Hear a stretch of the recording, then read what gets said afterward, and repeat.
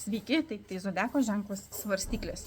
Ir būtent svarstyklės iš tikrųjų simbolizuoja tą, sakykime, kiekvienam pačią svarbiausią gyvenimo sritį, nes netgi tokiam pirminiam išsidėstyme, kai mes pradedam skaičiuoti zodiaką nuo avino, priešingai pusėje gaunasi svarstyklės simboliniai mane. Kai lagna avinas, tai tas simbolinis ratas, tai reiškia aš, mano individualumas, mano tapatumas ir taip toliau visas ratas sukasi.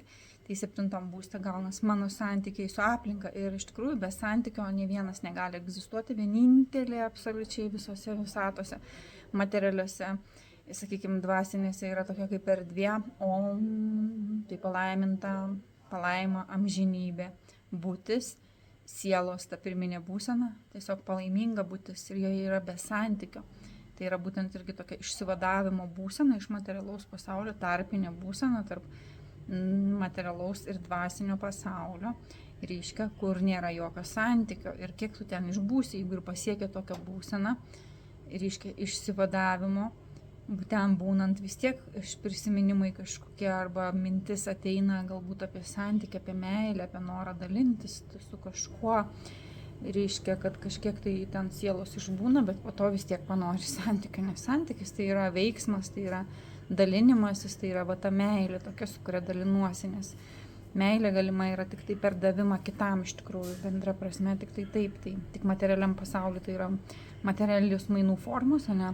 Aš tau, čia grubia primityvia forma, aš tau savo kūną, tu man pinigų, kažkokia kita prasme, aš tau tarnauju, tu man tarnauji, aš tau padedu, tu man padedi, tokie mainai vis tiek gaunas, nėra besąlygiška.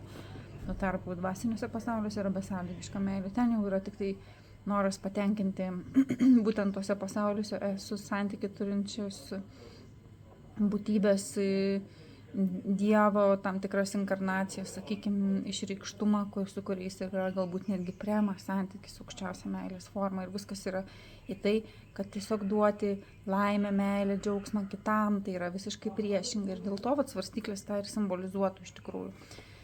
Tai svarstyklėms visada yra labai santykių tema svarbi, nors mums visiems yra svarbi, ne kaip aš jau kažkaip paminėjau, bet svarstyklėms ypatingai. Tai jeigu kažkas kitas turi ką veikti ir be santykių, tai svarstyklės dažnai neturi ką veikti be santykių. Aišku, jos mėgsta skaityti labai svarstyklių lagną, tai yra oro stichija, tai savaime skaito viską, ką tik gali, nes nori kaupti žinias ir tuo pačiu, aišku, labai daug tikrai skaito apie santykių, visas principus, demagogijas, kaip kurti santykius, vyras, moteris, kas jie yra ir taip toliau.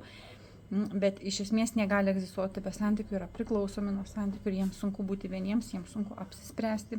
Tai nėra individualisto tipas, tai yra nuolat svarstyklius tokios dvi pusės. Tai visą laiką irgi, kaip dvyniai yra du, taip svarstyklės nuolat sveria tą ar aną, taip ar taip negali apsispręsti ir jiems reikia, aišku, stipraus partnerio, ką rodo priešingai pusėje esantis avinas. Tai tokio, papildymas būtų per avino ženklą, per tą tokią...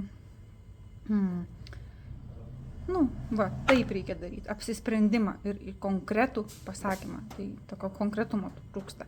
Aišku, svarstyklės labai mėgsta teisingumo sampratą, kad būtų visur harmonija, teisingumas, tai yra iš esmės nekonfliktiškas ženklas, bet jeigu reikės atstovėti savo teisybę, savo tiesą, kažkokią tiesą, nes svarstyklės tai simbolizuoja, tai gali ir ne taip atrodyti, mėgsta diskutuoti, nes tai yra vėlgi svarstyklės ir šitą pusę pasverti, ir šitą. Bet jeigu taip ir taip, tai taip ir taip. Ir tie žmonės pastebėjau, kurie turi dar ir mėnulį, pavyzdžiui, svarstyklės arba labai svarstyklių ženklo bruožai išreikšti. Jie visą laiką taip kalba.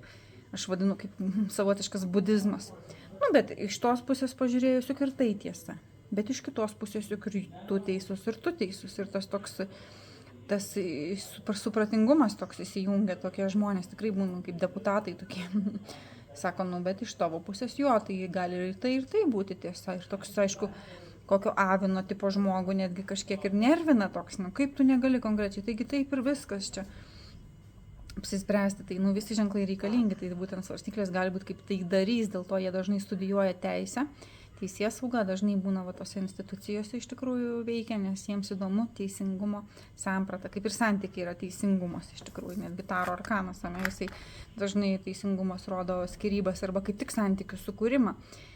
Tai reiškia, tas teisingumas šitą gilią prasme, kad yin ir yang yra kartu, kad mes visi turim ir vyrišką, ir moterišką pusę, logika ir jausmai ir visa kita, tos tokios dvi pasaulio pusės, reiškia šitas simbolizuotus svarstyklės. Ir iš tokių kaip silpnybių, ką galim paminėti iš svarstyklių silpnybių, tai aišku priklausomybė nuo kitų, nes jos visą labai lengva yra, kaip mergelės yra silpnos pasakyti ne ir šiaip išjaučia, kad gali kažką toks žmogus pasitarnauti. Taip svarstyklės yra laikomi visuomeniai bendrai silpnesnių žmogum, nes jisai tikrai nepuls draskyti akių, nepasiūs ant 3 raidžių.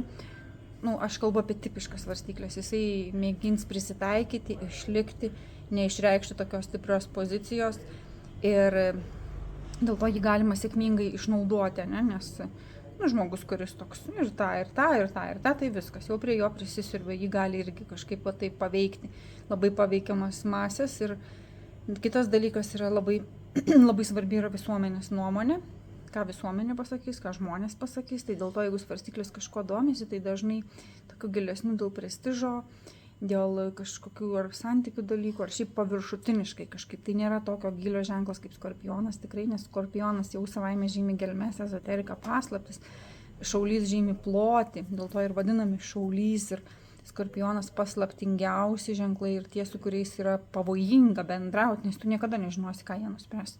Nes jie išjaučia, pats tas ženklas jau savaime simbolizuoja gilius pojūčius ir ryšį arba su šaulys, su mokymais, su mokytojais, su kažkokiais aukštesniais pasauliais, o skorpionas su ezoterika, galbūt su gelmėm, gebėjimu intuiciją panaudoti.